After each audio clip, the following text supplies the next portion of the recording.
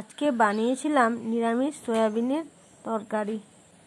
এটা তোমরা সবাই বানাতে পারো খুব ভালোভাবেই। আমি বানিয়েছিলাম আজকে, সেই ভিডিওটা তোমাদের সাথে শেয়ার করছি। সবার প্রথমে সয়াবিনগুলোতে দিয়ে দিলাম গরম জল ও নুন। গরম জল ও নুন দিয়ে ভালোভাবে মিশিয়ে এটাকে রেখে দেবো 10 মিনিটের জন্য। আর যা যা লাগবে নিয়ে নিয়েছি। আলু কেটে ধুয়ে নিয়েছি, আদা ও কাঁচা লঙ্কা বেটে নিয়েছি, একটা টমেটো পেস্ট করে নিয়েছি, আর শুকনো লঙ্কা সাদা জিরে একটু বেটে নিয়েছি। তো 10 মিনিট পর সয়াবিনগুলোকে থেকে চিপে চিপে এমন করে জলটা ছাড়িয়ে নেব।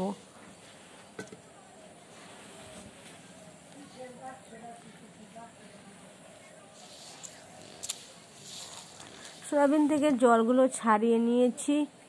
এরপর কড়াই গরম করে কড়াইতে দিয়ে দিব পরিমাণ মতন তেল। তেল একটু গরম হয়ে গেলে সবার প্রথম এতে আলুগুলো দিয়ে দেব। আলুগুলো দিয়ে দেব অল্প পরিমাণ নুন ও হলুদ। আলুগুলো একটু ভালোভাবে ভেজে নেব, অর্ধেক সেদ্ধ হওয়া অবধি আলুগুলো একটু ভেজে নেব।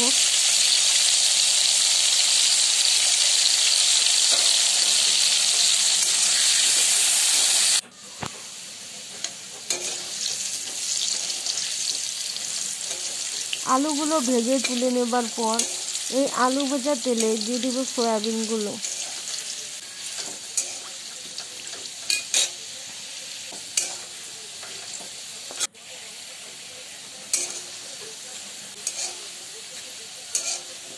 সয়াবিনের মধ্যে দিয়ে দেব অল্প পরিমাণ নুন ও হলুদ। সয়াবিনগুলো একটু লালচে করে ভেজে তুলে নেব।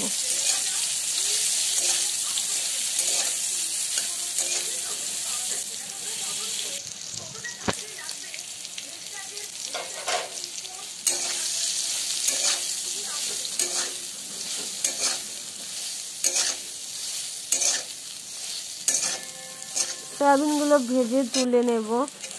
এরপর কড়াইতে দিয়ে দেব পরিমাণ মতন তেল।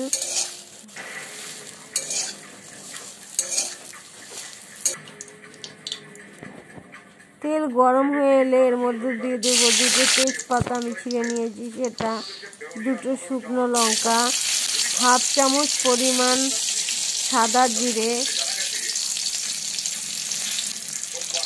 সমস্ত মশলাগুলো একটু নেড়ে চেড়ে নেব।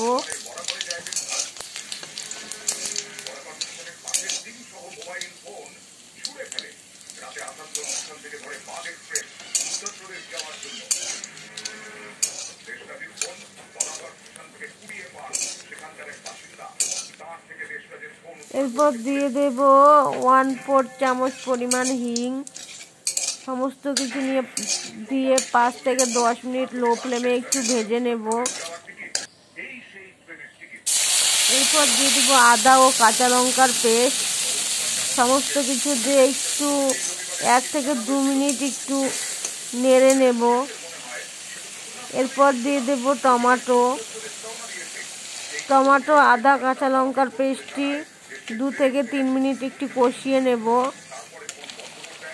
কষাতে কষাতে এর মধ্যে দিয়ে দেব হাফ চামচ পরিমাণ ধনে গুঁড়ো ও শুকনো লঙ্কা ও সাদা জিরের যে পেস্টটি বানিয়েছিলাম সেটা দিয়ে দেব। সমস্ত কিছু মিশিয়ে নিয়ে ভালোভাবে কষাতে থাকবো। কষানো অবস্থায় দিয়ে দিব পরিমাণ মতো নুন, হলুদ ও অল্প পরিমাণ জল আমি দিয়ে দিব। জল দিয়ে আমি গরম জল দিয়েছিলাম, অল্প পরিমাণ জল দিয়ে দেব। সমস্ত কিছু মিশিয়ে নিয়ে মশলা খুব ভালোভাবে কষিয়ে নেব।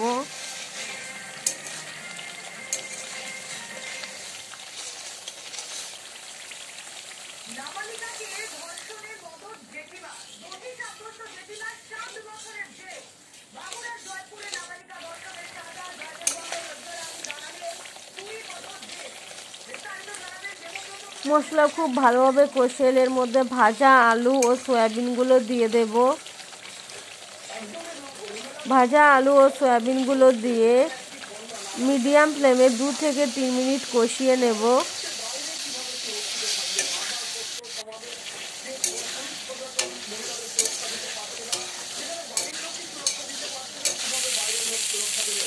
2 থেকে 3 মিনিট কষিয়ে নিয়ে এর মধ্যে দিয়ে দিব গরম জল। জল দিয়ে খুব ভালোভাবে মিশিয়ে নেব।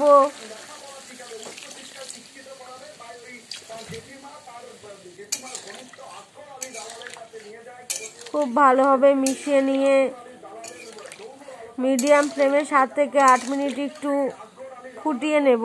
এরপর এর মধ্যে দিয়ে দেব 1 চামচ পরিমাণ ঘি ও হাফ চামচ পরিমাণ গুঁড়ো গরম মশলা গুঁড়ো। আরও 1 থেকে 2 মিনিট রেঁধে নিলেই তৈরি হয়ে যাবে আলু ও সয়াবিনের কারি।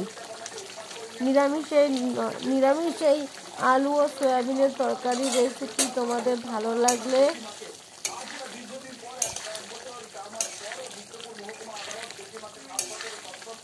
লাইক কমেন্ট করো, শেয়ার করো এবং প্লিজ আমার চ্যানেলটি সাবস্ক্রাইব করে আমার পাশে থেকো।